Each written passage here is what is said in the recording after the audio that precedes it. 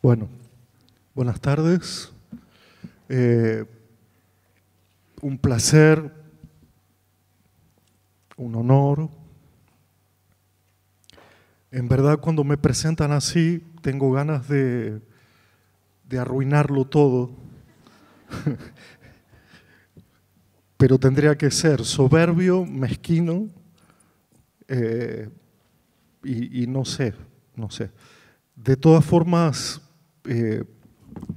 esa idea de la popularidad es engañosa.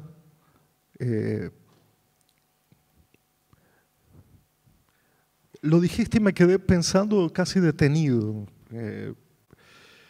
Pensaba cuando una idea se vuelve más masiva o cuando una idea puede diseminarse, puede convencer, puede encarnarse en otras personas como si fuera de otras personas.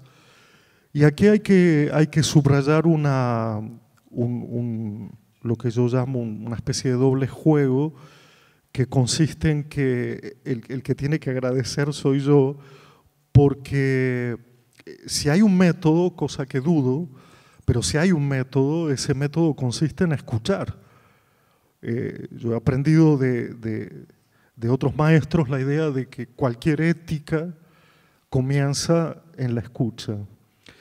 A pesar de que hay otros filósofos que dirán que comienza en la mirada, últimamente creo que la virtud de escuchar, la virtud de tener paciencia, la virtud de dar tiempo, la virtud de dejar que otros tomen la palabra y poder contar su propia historia, su propia biografía, es profundamente ético. Y tengo que confesarles que desde hace algunos años yo he decidido que para estos encuentros lo más ético que puedo hacer es no traer el discurso ya cerrado, no traer ya las conclusiones que he tomado, no disimular en todo caso mis dudas. Y lo que hago, lo que estoy haciendo habitualmente, y hay aquí algunos amigos presentes en la sala, que lo saben bien, que lo que intento hacer es mostrar el pensamiento que sostengo, pero tal como ese pensamiento se encuentra en su estado más crudo. Mal podría yo revestirlo o travestirlo de un discurso cerrado, cuando en realidad uno intenta describir el movimiento, la contradicción, las paradojas, los laberintos, y por lo tanto mi impresión es que lo mejor que puedo hacer es ofrecer un tipo de pensamiento que se muestre desnudo, con toda su, bueno, yo diría excitación, no es excitación, es excitación, con toda su duda, con todo lo que aún no es capaz de pronunciar, con el titubeo propio de un pensamiento.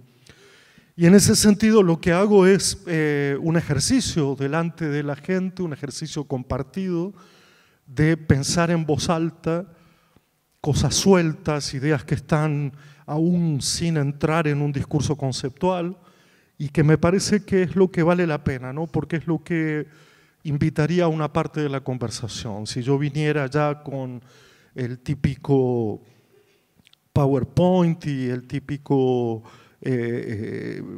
programa de ejercicios para hacer, círculos y esas cosas, me parece que estaría haciendo una estafa, y yo lo que pretendo es mostrar, como si nos sentáramos ahora a tomar un café y ustedes me preguntaran qué estoy pensando y yo tratara de contarles lo que estoy pensando, aunque todavía no lo he terminado de pensar.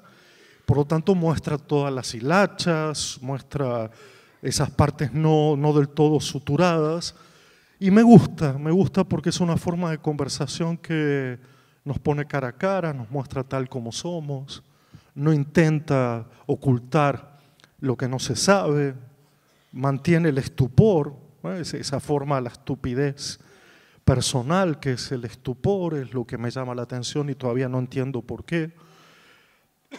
Pero está claro que sí quiero proponerles una cuestión sobre la cual le vamos a dar mil vueltas, porque de eso se trata el pensamiento, ¿verdad? De no abandonar la complejidad, de no dejarse seducir por rápidas respuestas. Y entonces aquí hay una pregunta que está puesta ahí acá atrás, que me está acompañando desde hace un año y medio, por varios motivos. Cualquiera dirá que es una pregunta banal, es una pregunta obvia. ¿Quién no se preguntará alguna vez qué relación hay entre la educación y la época en la que se vive? Dada una época, ¿qué relación se guarda? Yo estoy haciendo todo esto por la foto, ¿qué relación se guarda? Así todo espontáneo, ¿verdad? Sí. Del otro lado puede ser. ¿Qué relación guarda una época determinada? ¿A qué llamamos época? ¿Y por qué hay la tendencia, en términos de la política entendida como técnica, a dejar la educación como una especie de, yo diría, sirviente de la época, ¿no? Uno cuando tiende a definir qué es esta u otra época, rápidamente naturaliza la idea de que la educación es una respuesta o un reflejo medianamente transparente, medianamente claro, cristalino, de lo que la época demanda. Entonces, alguien define época, alguien le pone los límites, alguien establece los atributos, alguien dice que esos atributos son naturales a la época, alguien transforma los atributos en virtudes e inmediatamente eso se traslada a las instituciones en general. Yo tengo la impresión que, y confieso que por mi parte también es cierto que reviso el término época porque quizá yo me siento un poco como fuera de época o no tan en la época o dentro de otras épocas, o que esta época no me refleja completamente, o que ya estoy viejo para la época, o que me parece que no puedo seguir las novedades de la época, que no me encantan, que no me interesan tanto, y por lo tanto es verdad que hay algo personal en esta discusión acerca de si formarse, para ponerlo en estos términos, quiere decir ser un individuo completamente de época. ¿Me entienden la discusión, verdad? Es como si dijéramos, la época tiene un prototipo de individuo, la educación debe preparar a ese individuo para ser justamente el emblema de una época determinada. Podemos revisar esto a lo largo de la historia, yo no voy a hacer eso en este momento. Hay gente que lo ha hecho muy bien y por lo menos ha puesto en tela de juicio que la relación sea tan directa, ¿no? Que dada una época, tal forma de educación, o que la educación sea simplemente un reflejo de la época.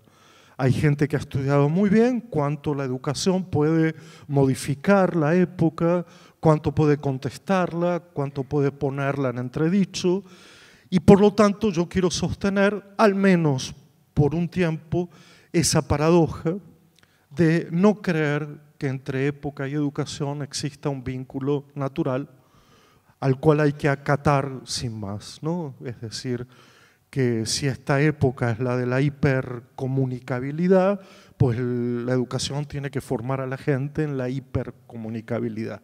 Habría que ver, estoy dando solo un rasgo, un sesgo de lo que podría ser ejemplificar esta transparencia absurda entre época y educación.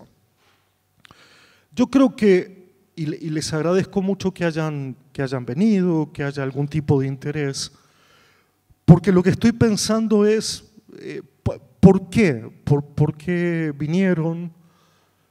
Ya que yo intento que no sea obligatoria la actividad, siempre que me inviten digo que no sea obligatoria, no lo es.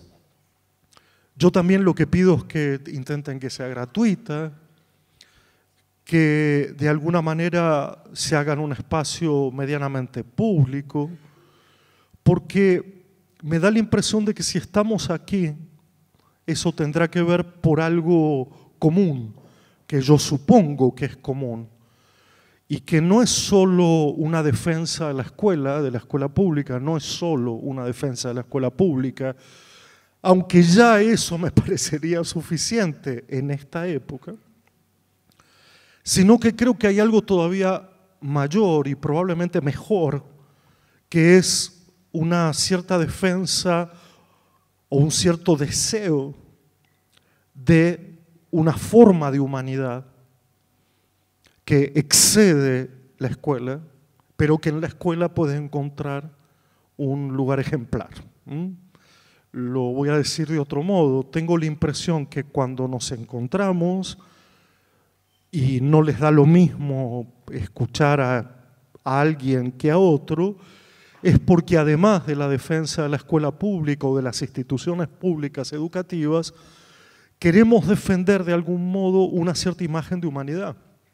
No de humanismo, porque eso ya sería una categoría filosófica, política, sino que digo una cierta categoría o una cierta forma de humanidad, a la cual yo me imagino con ustedes una humanidad justa, una humanidad fraterna, una humanidad amistosa, una humanidad pasional, ustedes le agregarán otras cosas, como si en nuestra conversación, en nuestra comunicación, hubiera no solo un deseo de escuela, sino también un deseo de lo humano, que esta época no termina de arrojar luz a propósito de qué tipo de humanidad se está poniendo en juego. O por lo menos nos da la sensación, un cierto escozor, que hay cierta forma de la humanidad que está mutando en cierto modo para mejor, en cierto modo para mucho peor, y que como educadores nos preocupa el presente, por supuesto, pero somos de algún modo artífices de lo que vendrá.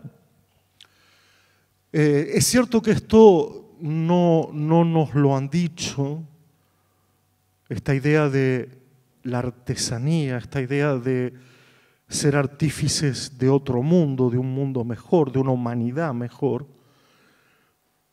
o lo han dicho, pero al mismo tiempo lo han puesto en un término muy superfluo, que es el famoso anuncio de la trascendencia educativa, pero al mismo tiempo una práctica de precariedad permanente, que uno también entiende como mecanismo de la época, la trascendencia educativa y al mismo tiempo la precariedad material, la precariedad simbólica, la escuela que explota,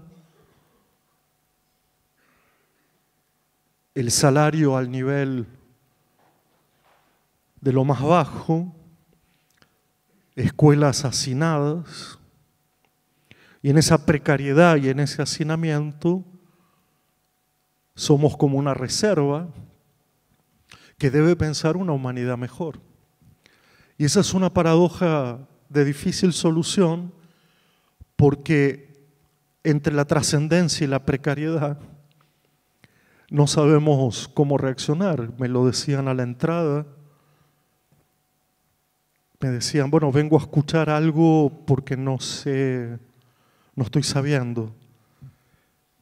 Estoy tentado de decir yo tampoco. Todo esto me parece que cuando se pone en un mismo plato la precariedad y la trascendencia es muy difícil de elaborar una propuesta común, satisfactoria. Desde ya que en situaciones de hambre, de miseria y de precariedad, lo primero que uno tiene que decir es alimento, nutrición. Lo primero que uno tiene que decir es dar vuelta a esta historia, porque si no, lo que uno discuta sobre la trascendencia parece un poco fuera de lugar, ¿verdad? Hasta eso nos están quitando por momentos, que es poder discutir sobre la trascendencia de la humanidad, dado que la situación del día a día, la cotidianidad, es realmente de una precariedad absoluta. El sábado, hace 2 días, yo estaba en una situación un poco extraña para mí, que era haber sido llamado por la Universidad Popular de Barrios de Pie. Era extraño para mí porque no conocía el proyecto, pero me entregué a él de alguna manera. Y los testimonios eran testimonios de, al mismo tiempo que el hambre, la universidad.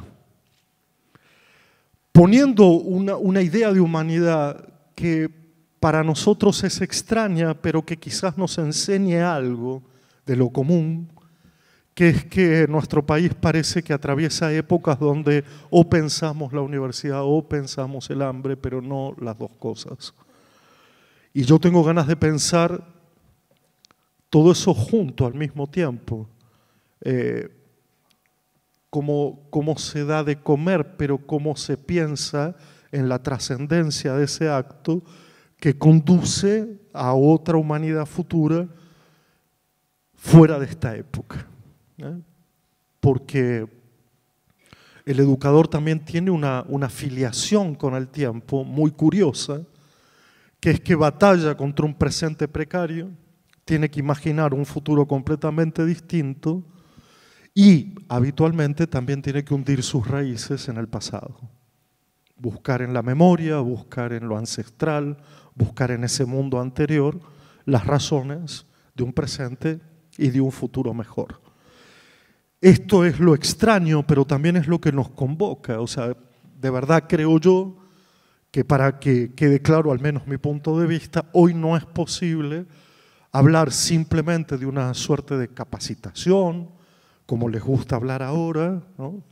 De capacitación, como si no pasara nada del orden de la precariedad o de la miserabilidad, y como si además se vetara el acceso a la trascendencia educativa. Por lo tanto, todo parece estar acotado, estrecho, de un modo muy mezquino, en un tipo de tarea y de capacitación que se vuelve otra vez muy maquínico, muy del orden de cada día ser una secuencia un poco sin sentido o que no le encontramos el sentido y que se está convirtiendo en un desprendimiento entre la inmanencia y la trascendencia. Es decir, la inmanencia requiere de sentido, por supuesto, ¿qué hacemos aquí y ahora? Pero también la trascendencia necesita aliados, necesita actores, y por lo tanto dejo claro, y este es mi punto de vista frente a los acontecimientos del día, que nos toca batallar contra el hambre, pero también nos toca batallar a favor de una trascendencia mayúscula. Si no, otra vez las instituciones, como en la década de los 90, se transformarán en instituciones solo de cuidado. Y el cuidado que es esencial, y el cuidado que otra vez se nos plantea como prioritario, tiene como límite que no puede progresar a no ser en esa suerte de corporeidad del abrazo, corporeidad de la comida, materialidad de la actividad. Y ya nos pasó entonces en otras décadas que las escuelas se transformaron en sitios de cuidado y que esos cuidados impedían una trascendencia que se paga muy cara. Cuando hablo de trascendencia, no hablo de nuestra trascendencia, estoy hablando de que los chicos de hoy puedan tener un destino que no sea impuesto, un destino que no sea sometido a la lógica del empresariado ni del emprendedurismo, y que ese destino sea un destino de libertad, aunque parezca una frase remanida y un poco absurda para esta época. Un poco esta idea de el destino se elige individualmente cuando se han dado las condiciones de una exposición a múltiples destinos, a múltiples vidas posibles. Pero cuando del otro lado lo único que se nos ofrece es abrir una cervecería, en el mejor de los casos, o una peluquería para hipsters, digamos, o cuando de lo que se trata es de inventarse una sociedad de inteligencia artificial como única mirada del futuro, uno se pregunta qué imagen de humanidad está allí en juego. Y es ahí donde uno se planta desde el punto de vista educativo y dice, la educación tiene que ser muy generosa y abrir la posibilidad de tantos destinos como vidas han sido posibles. Esto sería para mí un manifiesto de trascendencia. Mientras tanto, hay que cuidar, hay que dar de comer, hay que alimentar y todo lo que ya sabemos. Pero me niego a que otra vez las escuelas se vuelvan solo instituciones de cuidado. Me niego. Yo no sé si compartimos un poco estas sensaciones, pero sí que esto me va a dar como el tono para que hablemos entonces de por qué esta pregunta. ¿Por qué esta pregunta entre época y educación? ¿Por qué esta disociación entre simple transparencia o compleja rebeldía? Bueno, en principio me pongo a pensar en que si yo fuera un fiel representante de esta época, tal como la época se nos presenta, me pasaría que me sería imposible educar. Y esto le ha pasado a todas las generaciones que han creído que debían formarse en las lógicas absolutas de una época determinada. Para decirlo más textualmente, si esta época se publicita a sí misma como la época de la aceleración del tiempo, esto es la virtud de la prisa, del apuro, de la urgencia, y repito, el atributo, aceleración, que es de esta época, claramente, se transforma en virtud por efecto de quienes gobiernan la época, porque de virtud no tiene nada. Si no hay nada virtuoso en la aceleración, no hay nada virtuoso en ver a un niño apurado, no hay nada virtuoso en ver a la gente urgida, desesperada por llegar, comunicar urgentemente, estar permanentemente apresurada como si la prisa fuera una virtud y hubiera en esa prisa un destino con sentido. Aquí quiero marcar una pequeña trampa, y la trampa consiste en convertir un atributo en virtud. O, para decirlo mejor todavía, que ese atributo que no todo el mundo comparte, porque otros somos más calmos y no creemos que la aceleración permita nada interesante, nos obligue también a nosotros a ir más deprisa. Por ejemplo, yo en este momento quiero tiempo para poder abrir este pensamiento reflejado en palabras. Si ustedes están apurados por el concepto, no voy a poder dar cuenta de llegar a una conclusión definitiva, salvo sostener la sospecha que quisiera elogiar la lentitud frente a la aceleración del tiempo. Esto alcanza con decir que hay que ir más despacio, que la lentitud sería la rebelión frente a la aceleración del tiempo. Por supuesto que no. Porque entre otras cosas, la lentitud se instala en el mismo camino que el de la aceleración, solo que lo hace más despaciosamente, y le caerá al lento la fuerza de la ley de que tiene que apurar para llegar a los mismos niveles que los demás. Esto ya lo hemos visto en los grupos de aceleración, esto ya lo hemos visto en algunas prácticas de inclusión, que de alguna manera el mandato es apurar al niño para convertirse en los demás. Y los demás, esa masa informe, es aquella cuyo atributo es la aceleración y por lo tanto es lo virtuoso desde el punto de vista de una imagen cultural de época. Yo diría que no hay ningún motivo para suponer que la aceleración es una virtud y que en educación la aceleración juega algún papel fundamental. Yo diría que al contrario, el tiempo detenido, el tiempo suspendido, el otro tiempo es el que forma mucho más que el tiempo acelerado, el tiempo de prisa, el tiempo apurado. Una de las consecuencias de la época que se supone virtuoso, la aceleración, ha sido claramente la destrucción de la infancia en la niñez. Esto parece también un contrasentido, ¿verdad? Uno dice como la infancia en la niñez. Lo que estoy pensando es que a los niños se los está forzando un proceso de aceleración. Y aquí quiero sostener la idea de la aceleración aún en la carencia, porque se supone que para no ser carente hay que apurarse, y para ser abundante hay que estar apurado.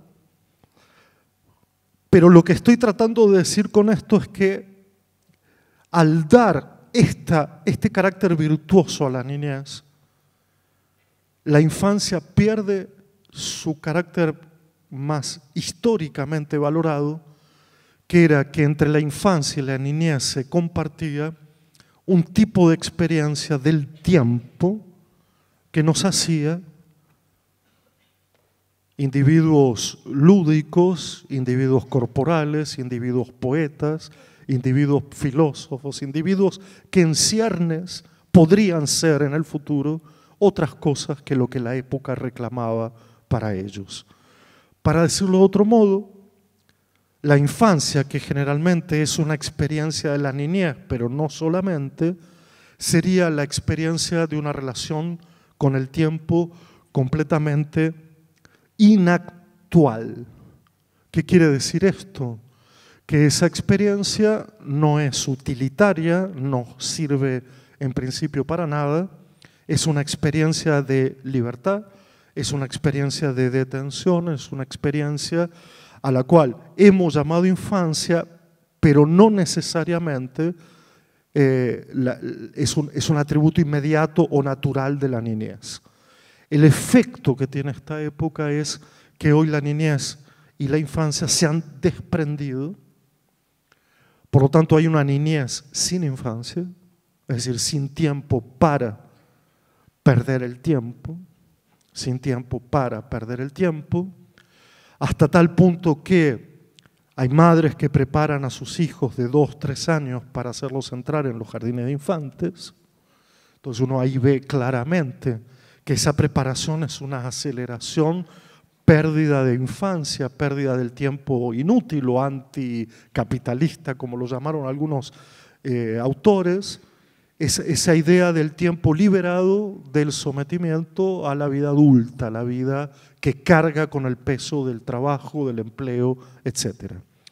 Esa vida donde es posible jugar a hacer otras cosas. Por lo tanto, toda niñez, pero también toda humanidad necesita de infancia para poder imaginarse distinta a lo que es. Cuando eso no ocurre, la humanidad cree que no hay otra condición que en la época en la que se está y se refleja a sí misma sin otra posibilidad de ser otra cosa. Es curioso, ¿verdad? Porque siempre pensábamos que la educación tenía que ver con ofrecer a los otros modos de ser y no apenas afirmarlos en lo que ya eran. Es decir, una vez afirmados en lo que son, un viejo Una vieja frase que utilizábamos entonces era: no está mal ser lo que se es, este es un punto de partida, todos tienen que ser afirmados en su comienzo, pero la educación no consiste simplemente en afirmar lo que somos, sino invitar a ser o a poder ser otras cosas además de lo que somos. La frase aquí tiene un énfasis público y una resonancia pública maravillosa. ¿Por qué?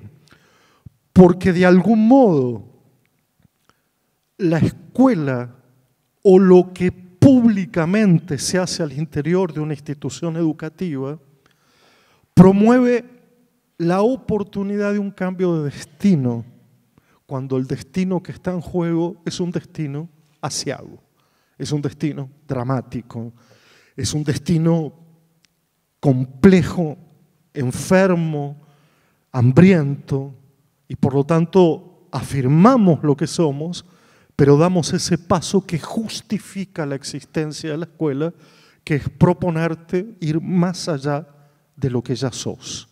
Una suerte de invitación, no de obligación, no de autoritarismo, es una invitación a poder ser otras cosas además de lo que somos. Y aquí es donde uno muestra claramente que si la época divide a la gente entre los que han nacido con buena suerte y los que han nacido con mala suerte, lo público de la escuela tiene que jugar exactamente a lo contrario, que es invertir la idea de suerte, proporcionar la posibilidad de otro destino independientemente de la suerte que te ha tocado en suerte. Como si lo que quisiera decir yo aquí es que si la época insiste en dividir a la gente en los que han nacido con mala suerte y los que han nacido con buena suerte, ya sabemos que en general los de la buena suerte se educan entre sí, generalmente no se ven afectados por lo público, son los intactos de las grandes crisis nacionales, regionales, internacionales, pero luego tienen la apetencia, el apetito de gobernar lo público. Y ahí se plantea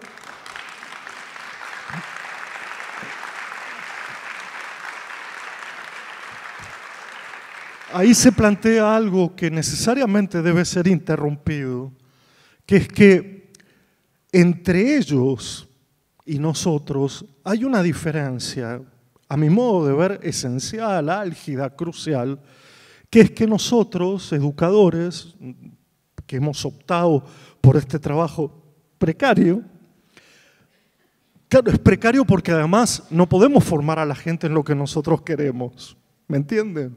O sea, ni siquiera eso podemos hacer. Pero, ¿cuál es el embate? Que justamente nosotros no creemos que haya destinos trazados de antemano. Nosotros no creemos en esa idea. Ahora, hoy algunos de ustedes pueden descubrir que sí lo pensaban. Dice, ¿cómo que no? Yo personalmente invito a la gente a desterrar de su pensamiento educativo la noción de que hay destinos que ya están marcados de una vez y para siempre. Porque por el contrario, y no sé si esto tiene que ver con formas del pensamiento pesimistas, optimistas, masoquistas o qué, yo he elegido este camino porque creo que efectivamente ni yo ni nadie tiene un destino trazado de antemano naturalmente. Naturalmente. Yo no voy a operar sobre la naturaleza de esta idea, yo voy a operar sobre la cultura y la política de esta idea. Es decir, yo tengo que intentar lograr que en comunidad, en términos públicos, la gente pueda imaginar que tiene otro destino aparte de que le ha tocado en suerte. No, otros infinitos destinos. Pero el juego perverso de la época, vuelvo a esta idea, está indicando que los atributos solo estarían al alcance de la mano de algunos. que para ser de esta época, vamos a revisarlos, hay que tener las siguientes características. La primera es ser, y ya me lo habrán escuchado decir alguna vez, un verdadero hámster. Esto es lo primero. Correr, correr, correr, correr, girar, girar, girar, todo deprisa, deprisa, deprisa. Y si te pregunto en el medio de ese giro, ¿qué tal, cómo estás? ¿A dónde has ido? Probablemente la respuesta es no sé. O sea, me he apurado, pero tal vez no he ido a ningún lado, ni hice nada en particular.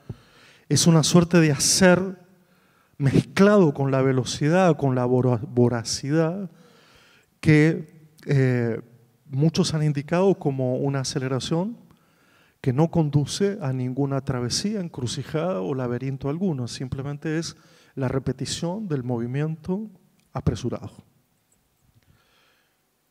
En relación al trabajo, ha habido en esta época un juego también muy perverso, que es no solo su destrucción y no solo la idea de que la gran mayoría de la gente, salvo espero nosotros, se sienta desrealizada, que fue lo que ocurrió durante gran parte de los años 90 en adelante, es decir, podría haber trabajo, pero no tiene que ver con lo que me interesa hacer, podría haber trabajo, pero no me toca, no tiene que ver con mi deseo, a una idea muy actual, muy novedosa, que no tiene que ver con desrealizarse, ni que el trabajo se destruya, que también, sino a la imagen poderosísima de la autorrealización. Como si lo que hubiera aquí fuera un juego entre dos palabras que parecen más o menos las mismas, y es que venimos de una época de desrealización. Mis padres, qué sé yo, dos profesionales, pero nunca pensaron si querían hacer otra cosa, había que trabajar. Y se fueron a trabajar, había que educar a los chicos y les salió esta cosa además, ¿entienden? Entonces, obviamente, el trabajo no era pensado sino como un motivo existencial de la vida, pero sin una trascendencia mayúscula, salvo contadas excepciones. Pero hoy lo que ocurre es que hay una exigencia de autorrealización. El individuo, no la comunidad, no las redes, sino es el individuo el que va a definir su éxito o su fracaso en este mundo. Es el individuo el que se tiene que autocapacitar, el que no tiene tiempo que perder, el que tiene que ser mejor que otros. En ciertas sociedades esto se puede verificar con el aumento infinito de medicación para lograr no desfallecer, no ceder en el instante, estar más focalizado y perder de vista el mundo. En esto hay demasiados datos que ustedes pueden acceder sin ningún tipo de barreras, que es sociedades completamente drogadas para estar 24 horas por día, los 7 días a la semana, autorrealizándose para triunfar en la vida. Obviamente, el triunfo anunciado no es otra cosa que una taquicardia generalizada, una especie de depresión conjunta, y una rotura de las relaciones personales que mal compensa la ilusión de comunicabilidad a través de las redes.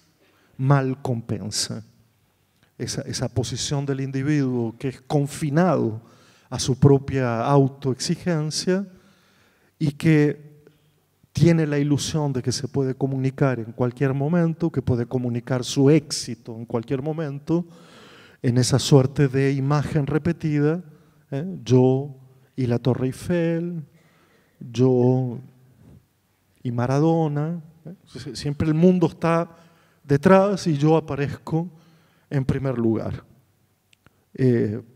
Yo y la Gioconda, que es lo que hacen los japoneses cuando van al Louvre, ¿no? O sea, miran al revés a la Gioconda Y después pasamos nosotros por delante y como somos de otra época, dice, uy, perdón que estoy interrumpiendo la foto, cuando en realidad es un selfie total, ¿no? Es decir, es esa idea. Bueno, ¿qué pasa con la autorrealización? Yo me peleo muchísimo con los jóvenes que todo el tiempo buscan qué hacer en el tiempo libre, porque resulta claro, el mal de esta época es el tiempo libre, ¿no? Es el lugar de la rebelión, el tiempo libre. Pero es asustador. Y cuando uno dice que la escuela tiene que ver con el tiempo libre y no con el tiempo de trabajo, es más asustador todavía. Es decir, mostrar que la época necesita ocupar las 24 horas del día, los 7 días a la semana, desde edades muy tempranas, con esa idea de que me tengo que realizar y optimizar hasta morir, hasta morir. Hasta mi madre me lo dice a los 87 años, que dice que tiene que ver esa serie en Netflix, y le digo que apuro hay, bueno, qué sé yo, hay que verla, ¿no? Y yo después no me doy cuenta y le digo el final, así la libero de tener que ver todas esas series. Me dicen los jóvenes cuando vamos a algunas escuelas que ellos miran mucho a youtubers que les indica qué hacer, los tips. Yo me tuve que aprender todas estas palabras antes de venir aquí, pero como que les indican todo el tiempo qué hacer en el tiempo libre con la idea de que no hay tiempo que perder y por lo tanto el tiempo libre se ha curricularizado de arriba abajo. En el tiempo libre hay que estudiar inglés, hay que aprender no sé qué, hay que aprender algo. No hay tiempo que perder porque todo tiempo se ha vuelto como motivo de aprendizaje. Y la inutilidad o las cosas que hacemos que no tienen ningún provecho son consideradas malas pérdidas de tiempo. Y cuando uno viene con la idea de que la escuela es un lugar para perder el tiempo, para echarse un rato, porque no habrá ninguna otra oportunidad en la vida que ese, por supuesto que uno es expulsado de algunas discusiones.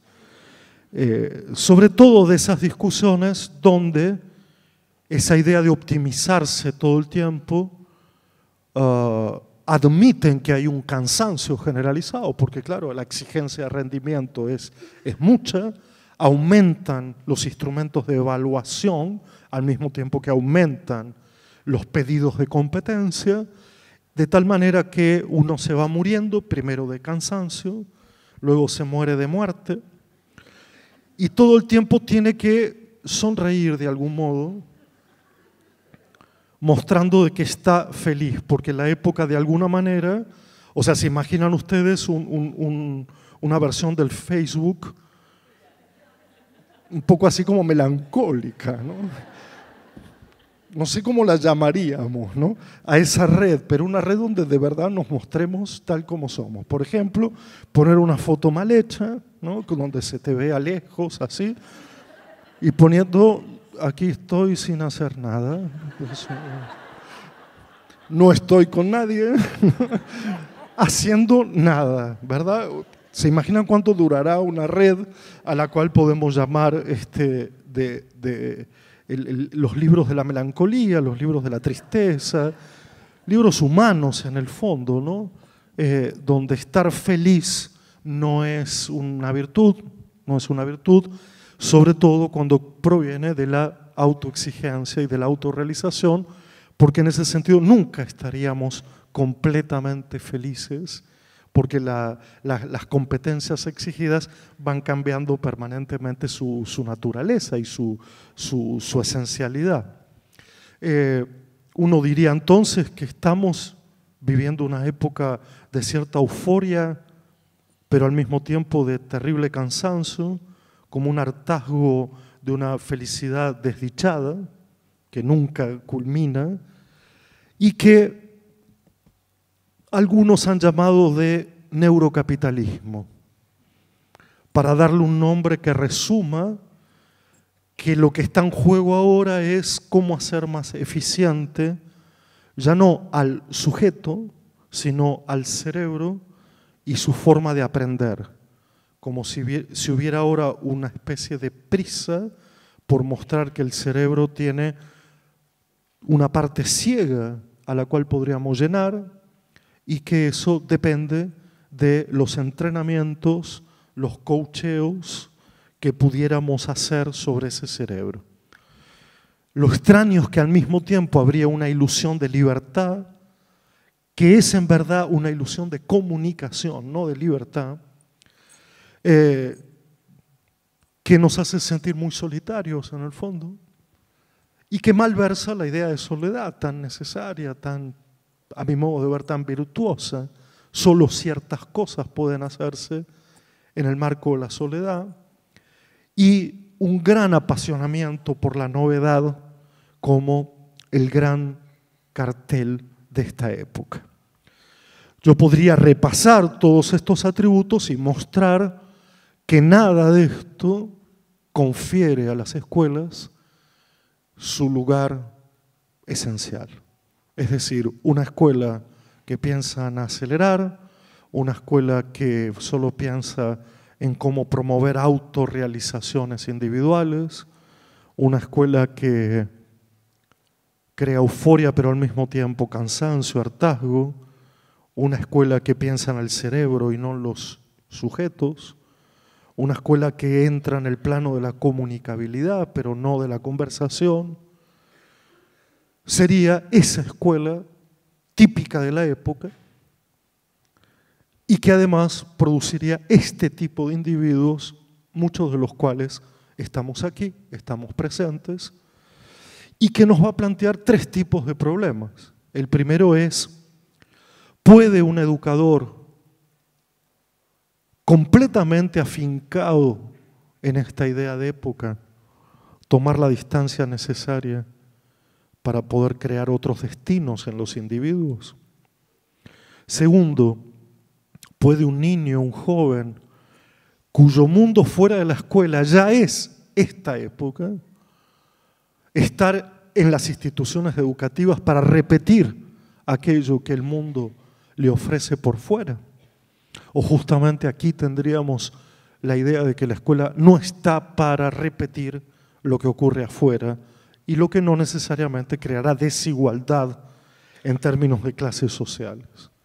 Y la tercera cuestión es, si todos, tanto nosotros educadores como los niños y los jóvenes, hacemos las mismas cosas porque somos esclavos de la novedad o de la innovación, ¿de qué hablamos? ¿Quién cuenta algo que no sepamos? ¿Quién dice aquello que no está presente? ¿Quién dice aquello que es evidente? Entonces, me da la sensación que cuando uno abre esta pregunta, tiene inmediatamente, o yo tengo inmediatamente la tentación de decir, la educación es siempre contraepocal. La educación nunca se somete a la lógica dominante de una época.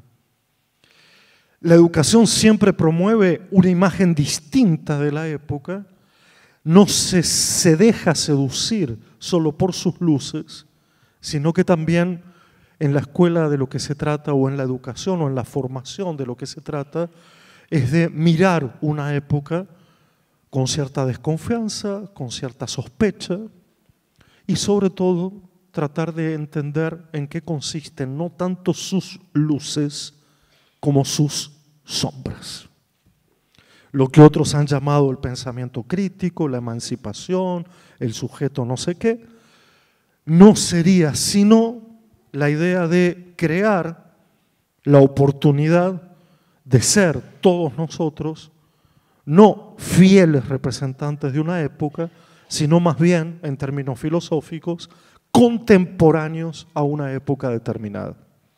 Me detengo en la palabra, porque creo que no me equivoco cuando yo pienso que a lo que tenemos que tender es a la formación de un sujeto contemporáneo, y en ese sentido busco la idea de lo contemporáneo en un texto escrito hace poco tiempo por un filósofo italiano llamado Giorgio Agamben,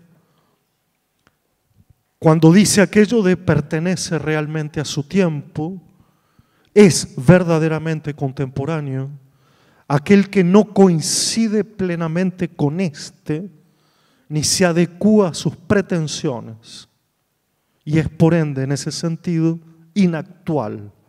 Pero justamente por eso, a partir de ese alejamiento y ese anacronismo, es más capaz que los otros de percibir y aprender su tiempo. Un parrafito más adelante dice: contemporáneo es aquel que mantiene la mirada fija en su tiempo para percibir no sus luces, sino sus sombras. Todos los tiempos son, para quien experimenta su contemporaneidad, oscuros. Contemporáneo es quien sabe ver esa sombra, quien está en condiciones de escribir humedeciendo la pluma en la tiniebla del presente. Bueno, le quitamos esa parte poética al final, o mejor no, la sostenemos, pero me da la impresión que lo que está reclamando Giorgio Agamben de nosotros es una suerte, dice, de alejamiento y anacronismo. Pero no lo está reclamando de nosotros como individuos aislados. En la lectura que yo hago, lo está exigiendo, o yo lo exigiría, de aquel que se desdobla en la tarea de educar a otros. De aquel que, dentro de una tarea siempre compleja, tiene que desdoblar o desdoblarse entre su vida individual, su apego a la época, y cierto alejamiento y el estar fuera del tiempo para poder educar. Como si todo lo que hubiera yo pensado en alguna época, que era proximidad y estar en el presente, hoy mostrara su debilidad, su flaqueza, y el educador no fuera sino una figura que se retira, que toma una cierta distancia y que recuerda otros tiempos, no mejores, no peores, en los cuales también el mundo existía en su inmanencia y en su trascendencia. De tal manera que lo que uno está imaginando ahora es que para poder educar a alguien, en vez de aproximarse en ese remanido concepto de tengo que partir del otro, tengo que partir de él, de lo que sabe, de lo que tiene, casi les diría, el arte hoy consiste en separarse, en mostrar que hay otra época, otra generación, otro tiempo, en que todas estas luces que tanto nos ciegan de la novedad tras novedad, tras novedad, tras novedad, tienen una zona de sombras que también hay que revelar, pero que no se trata de el intelectual revelando la sombra. Se trata del educador revelando esa sombra. Y para eso, como somos muy adeptos a la época, como estamos acelerados, como estamos muy comunicados, como nos autocapacitamos, etc., es necesario ese desdoblamiento. Casi les diría, ser educador no coincide en este momento con la persona que somos. Y yo sé que estoy planteando como un imposible, porque con lo poco que nos pagan, si además voy a tener que desdoblarme, pagan más si me desdoblo. Pero ¿saben qué tipo de desdoblamiento estoy pensando? No el desdoblamiento falso del técnico que construye un artificio y que por lo tanto se aleja de quien es para mostrarse dueño de un saber o de un conocimiento, sino aquel que revela al mismo tiempo el claroscuro de este tiempo. ¿Se entiende? Pero para eso lo tiene que ver, lo tiene que experimentar, lo tiene que tocar, lo tiene que percibir de algún modo. Yo he comentado alguna vez que en mis charlas permanentes con chicos y jóvenes me he encontrado con un amigo de 8 años, ahora 9, que se llama Leo. Lo he comentado más de una vez, perdonen la repetición, pero no deja de asombrarme, así como yo lo asombro a él, ¿no? O sea, nos resulta increíble que alguien pueda ser como el otro. Y esta es la famosa frase de Fernando Pessoa, ¿no? O sea, qué maravilloso, pero al mismo tiempo qué increíble que haya alguien completamente diferente de mí. Como si esto no pudiera justamente ser el principio de todo. Y con Leo siempre tenemos el mismo problema. Ahora está un poquito más solucionado, pero yo supongo que es por hartazgo, más que por otra razón. Porque yo me proponía llevarle a Leo cosas para hacer. Y Leo siempre me planteaba los mismos dos obstáculos, los mismos dos cuestionamientos. Él me decía, ¿y esto para qué sirve? Y me decía, ¿y esto qué tiene que ver conmigo? No sé si tienen Leos alrededor. Yo también los tengo incluso en el doctorado. Bueno, hay alguien por aquí que no se siente identificado con lo que estoy diciendo, pero en muchos cursos de posgrado también la gente dice, ¿y esto para qué me sirve y qué tiene que ver conmigo, ¿no? Y uno dice, estamos perdidos, o sea, estamos perdidos, ya no hay nada que hacer. Pero a mí me ha dado la posibilidad, Leo, primero de tratar de justificarme, de ser como ese educador que va armado con justificaciones, lo que llamamos pedagogía, claro. Justificaciones del tipo, bueno, esto te sirve porque en el futuro, esto te sirve porque ya vas a ver, esto te sirve porque serás mejor persona. Y uno va cometiendo un equívoco tras otro, ¿no? Uno va justificando el para qué sirven las cosas de una forma muy hipócrita, muy mentirosa.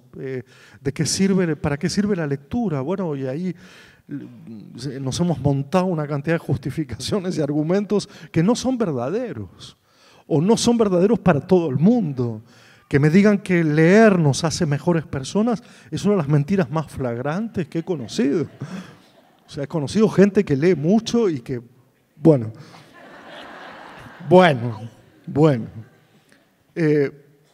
Y me he pasado un tiempo, he perdido un tiempo con Leo tratando de justificarme. Hasta que, repito, por cansancio, porque de verdad he encontrado mis propias razones, es que un día, cansado de esa pregunta de él, le dije que eso que íbamos a hacer no servía para nada, para nada. Y él manifestó un cierto estupor. ¿Podemos hacer acaso cosas que no sirvan para nada? ¿Está usted habilitado? ¿Podemos habilitar la escuela como un espacio de inutilidad? O para decir mejor, para celebrar la utilidad de lo inútil. Podemos transformar los espacios educativos en lugares que rechazan el lucro del conocimiento. Podemos formar a la gente mostrándoles que hay saberes, conocimientos que no forman parte del mundo del lucro. Podemos hacer de eso un motivo fundamental para enseñar, justamente enseñar, aprender todo aquello que no sirve para nada. Ya alguno me va a decir, por ejemplo, las matemáticas. Miren, nos hemos buscado todo el tiempo, porque te va a servir para que cuando vayas a la verdulería, no me jodan, o sea, no me jodan. 9 años para poder ir a comprar un par de manzanas, o sea, tiene que haber algo más que eso. Y eso algo más es el conocimiento por sí mismo.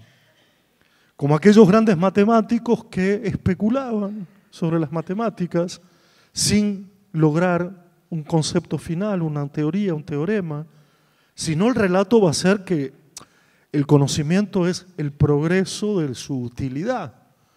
Y eso nos quita toda la experiencia sensible, toda la experiencia artística, toda la experiencia artesanal, toda la experiencia filosófica. Es decir, realmente la humanidad que queda ahí es una humanidad del provecho, del utilitarismo, del conocimiento que sirve para algo. Por eso les decía al principio, espero que estemos aquí para otra humanidad, porque lo que hoy está puesto claramente como los 2 vectores novedosos de la educación, o los 3, es que todo conocimiento deba ser lucrativo, que todo progreso tenga que ser tecnológico y que la tecnología es tecnocracia pura. En la medida que no sirva para todos y que no se democratice, no sirve. ¿Me entienden lo que digo? Entonces mi planteo sería decirle a alguien como Leo, que cree que va a la escuela para aprender algo que le sirva, desmontar esa naturalización de la idea y proveerle de la posibilidad de aprender porque sí, que es la razón suprema y soberana por la cual algo se aprende y algo se enseña. Porque sí. Porque sí quiero, porque no me interesa o no necesito del vínculo utilitario con algo para decidir mi relación de aprendiz con eso. ¿Qué estoy pensando? Claro, muchos ya lo imaginarán, recuperar una figura del siglo XV, del XVI. Me he ido un poco lejos esta vez. En aquella época, los artistas y los artesanos se separaban en dos grandes grupos. Estaban los que vendían su arte a las cortes, su pintura, su poesía, su canto, su música, su vestido. Y estaban aquellos que se llamaban en italiano dilettantes y en francés amateurs, que eran justamente aquellos que hacían arte, hacían cosas porque sí. De ahí viene la famosa frase, perché mi piace. ¿Por qué estás haciendo esta ópera? Porque me piace. Pero no es el me gusta de Facebook, ¿me entienden? ¿No? Es otro me gusta, es gustar de gusto, de sabor, de que hago esto porque sí, y no tengo que justificarlo. Porque ¿cómo se justifica la filosofía, la poesía, el teatro? No se justifica, es porque sí. Y los vínculos utilitarios con el conocimiento representan una mínima parte de lo que ha sido el desarrollo del saber a lo largo de los siglos. Numerosas personas han estudiado la transmisión diferida en tiempo y en espacio. Marconi ha inventado la radio. Pero ir solo por el conocimiento utilitario de Marconi oculta los siglos de experimentación porque sí, que hacía la gente para intentar desesperadamente comunicar con otras su existencia. Por lo tanto, he empezado a pensar claramente en una pedagogía de la inutilidad, creando espacios de ahora leemos porque sí, ahora jugamos porque sí, para nada. Ahora escuchamos a alguien que nos va a contar algo de historia, de geografía, porque sí. Y esta idea, que era una simple idea y que ahora viene lo de la popularidad, me asustó mucho cuando me empezaron a escribir de algunos lugares que estaban creando experiencias inútiles en educación. En la Villa 31, en Paraguay, en el Uruguay, acá en nuestro país. Profesor, nosotros ya abrimos un jardín de infantes, el Osito Inútil. O la hormiguita que se quedó dormida, digamos. Están cambiando hasta los nombres, que son poco atractivos, digamos, para los padres, ¿no? ¿A dónde mandás a tu hijo, digamos? Al osito discapacitado. En fin. Pero hay algo de esa inutilidad que yo elogio profundamente y que es una suerte de reconciliación otra vez de la niñez con la infancia, donde hacíamos las cosas porque sí, y ver la posibilidad de cuánto esa reconciliación que la educación debe proveer entre niñez e infancia crea una humanidad infantil nuevamente. Claro, si yo fuera ministro y dijera esto, pero no lo podría ocultar, pero diría, lo que hay que hacer aquí es devolver la infancia a la niñez y esperar que una niñez que haya vivido su infancia plenamente pueda crear una generación joven y adulta igualmente infantil. Porque del otro lado, Leo me reclama esa coincidencia de lo que vamos a hacer con su mundo. Y también lo he intentado justificar de mil maneras, hasta que llegué a la clara sensación de que lo que le tenía que decir a Leo es: esto que vamos a hacer no tiene nada que ver con tu mundo. Por eso voy a tratar de mostrártelo, de enseñarte, porque no tiene que ver con vos.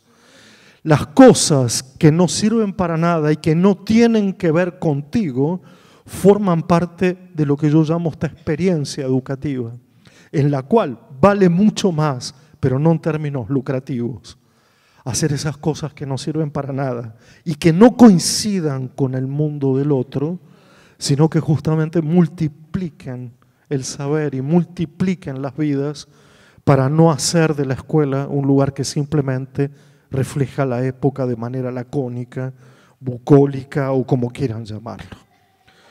Porque esto nos va a llevar a la segunda gran cuestión, que para mí es: ¿qué se ha hecho del mundo y qué se ha hecho de la vida al interior de la escuela? ¿Qué tipo de mundo es eso donde los conocimientos solo son lucrativos y donde el mundo solo se parece a sí mismo?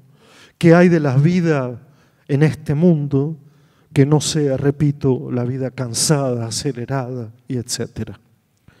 Alguna vez, en una posible historia de la educación, hemos recuperado una frase que duró siglos y era aquella que sonaba más o menos así: educar consiste en invitar a los nuevos a salir al mundo, a los que recién llegan a salir al mundo y aprender a vivir a lo largo de esa travesía, de ese viaje, de esa experiencia. Cualquier proyecto educativo debería cuidar estos dos aspectos. Tiene que ver con irse, con salir de casa en el sentido literal, pero también en el sentido metafórico. Salir de uno, pero también salirse de uno. Ir al mundo de verdad, al mundo público, que es el único que te muestra el mundo tal como es, al mundo real. El mundo privado no te muestra este mundo. Ese mundo está dividido en vez de multiplicado. Pero además, durante ese proceso, uno aprende las cosas fundamentales del vivir. No se trata apenas de la escuela, no se trata apenas del conocimiento, no se trata apenas del saber, se trata de un aprender a vivir que esa salida al mundo te dará. Está claro que hoy las cosas han cambiado dramáticamente, a mi modo de ver, y que ya no, una frase así parece no tener lugar, no tener espacio, no tener tiempo, porque en lo que se ha convertido todo esto es en un salir al mercado y un aprender a ganarse la vida. Frente a eso yo me niego, yo no trabajo de eso. Yo me voy de esa idea, me escapo, me pongo en otra idea completamente distinta. Cada vez que veo que un proyecto afecta al mundo hasta tal punto que lo convierte apenas en mercado, hay que marcar esa sombra, hay que interrumpir.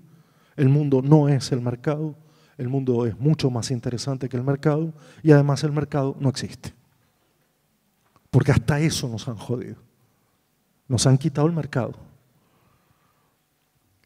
Y la vida no puede ser aprender a ganarse la vida. Como si algunos ya la tuvieran ganado de antemano y otros la tuvieran perdida de antemano. Esa fractura, ese lado de la grieta, conmigo no cuenten. No cuenten porque yo creo que participar o ser aliado de la idea de mundo como mercado nos vuelve simples técnicos administrativos y yo pugno por una idea mucho más artística de la profesión de educar. Y porque tampoco creo que vivir sea ganarse la vida, como otras generaciones han intentado mostrarnos a partir de la cultura del trabajo y del esfuerzo, que es también la revelación de una gran hipocresía, en la cual la gente que de verdad se esfuerza, la gente que de verdad ha tenido que pasar la vida trabajando, al final no ha tenido ningún paraíso a cambio. Por lo tanto, no repliquemos esa idea. En la escuela se defiende una idea de mundo mucho mayor a la idea de mercado, o contraria a la idea de mercado, o opuesta a la idea de mercado, y tratamos de que la vida sea otra cosa que aprender a ganarse la vida. Pero para eso, y yo no sé si tengo que ir ya terminando, no sé cómo están las cosas, yo pierdo mucho, no sé, siento que cierta pasión impide ver que ya la mayoría se quiere ir de acá y están preguntándose si hoy sí están abiertos los restaurantes de mariscos. Tampoco, me dicen acá. Ahora pienso que siempre me invitan los lunes por algún motivo. La próxima vez voy a decir que solo puedo venir un domingo y que sea lo que Dios quiere. Bueno, pero quiero ir hacia la idea final, pero que es una idea también dubitativa. Yo creo que mal haríamos en juzgar a los demás en sus formas de adherirse o rebelarse a la época, porque la educación está cargada permanentemente de frases al estilo hay que ver cómo son estos chicos, hay que ver cómo son estos jóvenes, y de pocas frases a propósito de hay que ver cómo somos nosotros. Un poquito sobre eso sí que podemos hablar, sobre qué nos está pasando a nosotros con la época y qué tipo de educadores estamos siendo si nos planteamos una simple adherencia a la época o en realidad educar nos convierte a nosotros en una suerte de observadores de sombras y por lo tanto de algún modo fuera de época en ese doble juego de anacronismo y alejamiento que planteaba Agamben. De hecho, yo voy a insistir mucho en la idea de que hoy ser educador consistiría en salirse de la época, de que no podemos utilizar la educación como un escenario de pura luz, de pura novedad. No podemos hacer que eso signifique, entre otras cosas, la pérdida de la memoria y la pérdida de la historia. No podemos hacer que el mundo solo se parezca a sí mismo como si no hubiera habido maestros y mundos anteriores. No todo está en el futuro, aunque esa sea la ilusión. La mayor parte de las cosas en el presente está en el pasado, no en el futuro. Si quieren novedades, el pasado está lleno de novedades, está lleno. Novedades que probablemente no aparezcan en YouTube, como me dice Leo permanentemente. Y para evitar algo que me planteaba Javier el otro día, un chico de 21 años, que está haciendo el profesorado, que quiere ser maestro, y que me escribe diciéndome que él tiene una teoría y que la quería compartir conmigo y que esa teoría es que hay que quitar la palabra enseñanza de las instituciones educativas. Yo me quedé muy preocupado porque a mí la palabra enseñar me gusta mucho. Me gusta mucho y como siempre se trata de una disputa sobre sentidos o sin sentido de las palabras y de ofrecer otros sentidos, ¿verdad? Enseñar tiene un gesto de donación, un gesto de ofrecimiento y no solo un gesto rígido, autoritario. Pero alguna razón hay por la cual para Javier en este caso la idea era que toda práctica de enseñanza ya está viciada por una presencia equívoca de un adulto que cree que pueda enseñar. Y yo trataba de convencerlo que tal vez esa creencia es la que está perdida. Es decir, de algún modo, un educador se revestía o se debería revestir, en mi humilde punto de vista, de dos amores que se parecen mucho entre sí, pero que son distintos. Y es, en primer lugar, el amor a su materia de estudio. De algún modo, solo podría enseñar a aquel que ama, aunque la palabra suene torpe, banal, insuficiente, aquello que estudia, como lo estudie, pero aquello al cual le dedica gran parte de su vida, o buena parte de su vida, o la parte más bonita de su vida, o la parte más esencial de su vida. Aquel que estudia geografía, aquel que estudia historia, aquel que estudia filosofía, matemática, inglés, me dice ella. Aquel que estudia lo que estudia.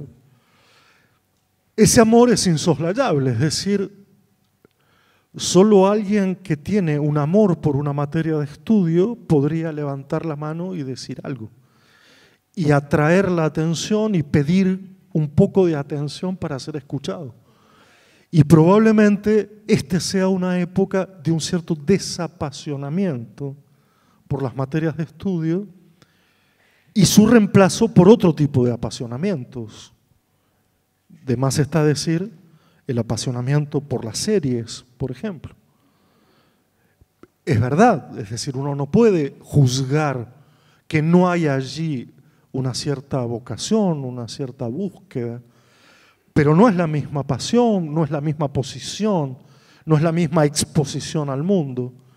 De alguna manera vuelvo a rescatar la idea de un educador tiene un amor a lo que estudia, pero además tiene otro amor, que es el amor a contar de qué se trata el amor de lo que estudia. Como si algo de esto hubiéramos perdido en el camino, un tipo de amor o los dos, que para mí son muy distintos, pero no me alcanza con uno solo. Es decir, es cierto que ha habido grandes maestros por el simple hecho de que amaban lo que hacían, pero más bien había que quedarse un poquito lejos. También es cierto que hay grandes contadores de historias, pero de alguna manera son esos contadores que se alejan de la materia que estudian, porque lo que han tratado de hacer es contar apasionadamente de qué se trata, algo que otros han hecho, pero no ellos.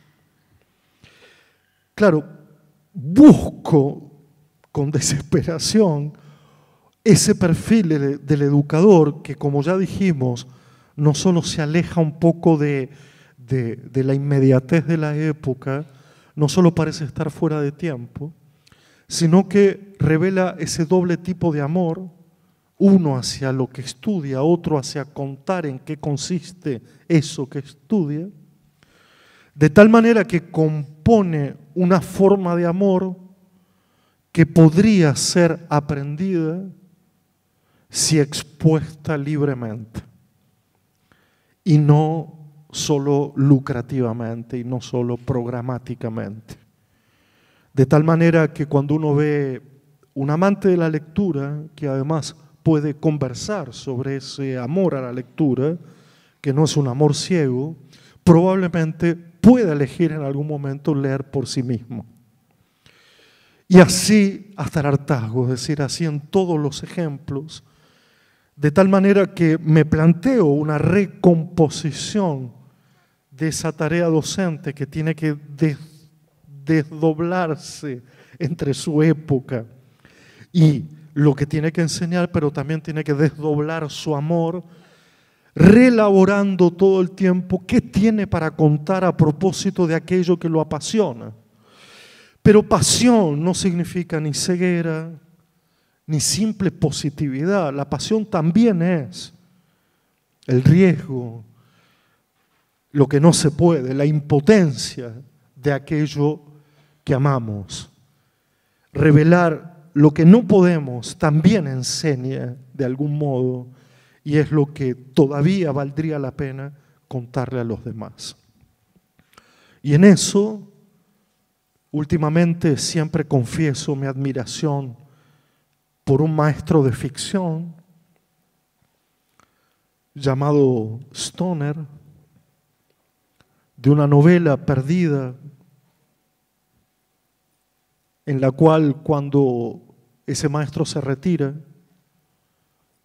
después de haber contradicho todo el tiempo que tenía un destino ya marcado de antemano y haber podido encontrar un deseo en lo que estudiaba y ser profesor de ese deseo, al retirarse, sus estudiantes le preguntan si al final ha sido un buen profesor. Y él, que con su humildad, su generosidad, su falta de popularidad o su rechazo a la popularidad, dijo aquello magnífico, ¿no? Dijo: yo creo que he sido un buen maestro porque he creído no tanto en mis verdades, sino en las verdades que el mundo tiene para ofrecer. Claro que hoy hasta están puestos en tela de juicio la idea de verdad, ¿no? Estamos en la edad o en la época de la posverdad, es decir, de la mentira complaciente. Pero yo reclamo un poco de la verdad del mundo, de la verdad, como me dijo el otro día alguien, me dice: ¿cuál es esa verdad del mundo? Bueno, para algunos será la religiosidad, para otros será el arte. De alguna manera creo que hay verdades en el mundo que nosotros no podemos interrumpir simplemente porque no coinciden con nuestro mundo.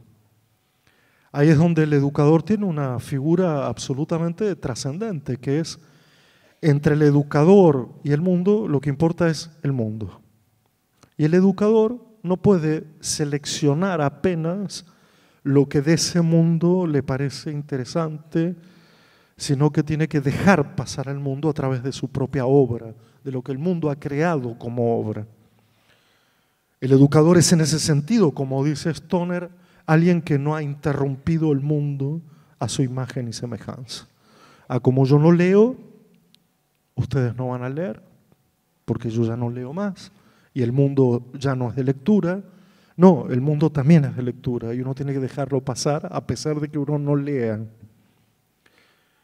Pero enseguida él dice: he sido un buen profesor porque todavía hoy la gente me saluda como si yo fuera un artista y no como si fuera un técnico.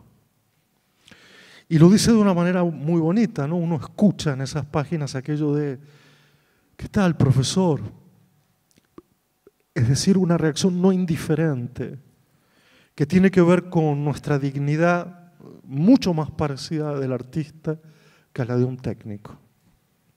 Es decir, enseñar no se trata de una técnica, sino todavía de un arte impreciso, siempre en construcción, cuyo producto no sabemos porque naufragamos justamente en enseñar lo que no sirve para nada en un mundo que solo busca el utilitarismo y el lucro, etc.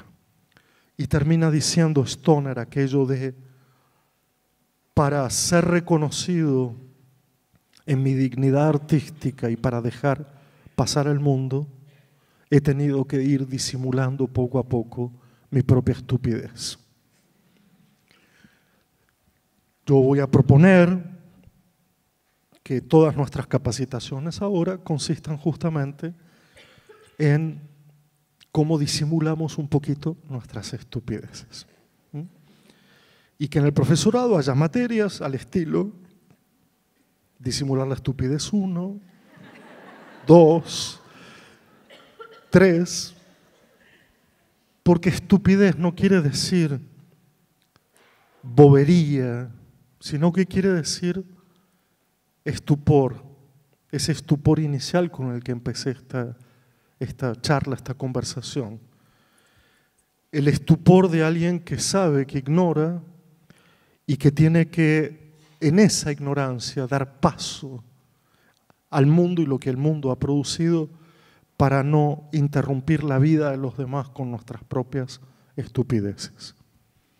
Yo espero, confío, siento, deseo